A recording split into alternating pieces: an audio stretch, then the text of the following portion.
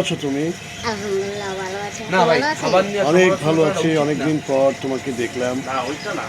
Shooting করতেছেন? আপনি আপনি ভিডিওটাই গেছেন। আসলাম শুটিং করার জন্য। কারণ হয়তো এখনো কোনো না কোনো শুরু সমস্যার করিনি। কারণে একটু দেরি হচ্ছে। শুরু হবে তো? না, ভাত তো আসছে। শুটিং করতে কেমন লাগে তোমার?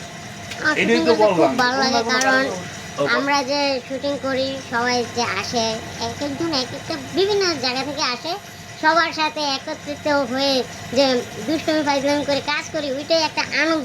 কিন্তু বাড়িতে ওই আনন্দটা পাওয়া যায় না। শুটিং করতে তোমার খুব ভালো লাগে? আমার খুব ভালো লাগে। যাক।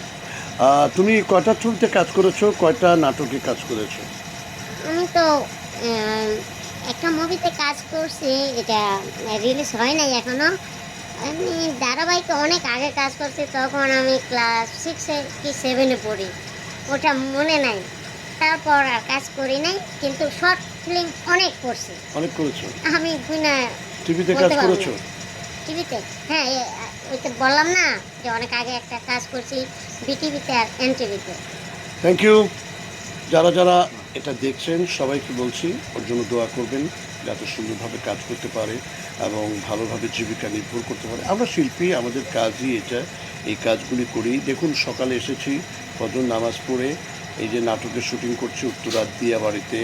এখানে রিনা খান আছে, দুলালি আব্বা আছে, আমি আছি, তখন আছে এই যে সোনামিয়া আছে, অনেকেই আছে আর্টিস্ট এখানে। আমাদের কাজই এটা, কাজ করা। আমাদের জন্য দোয়া করবেন। যারা যারা আমার চ্যানেল দেখছেন বলো।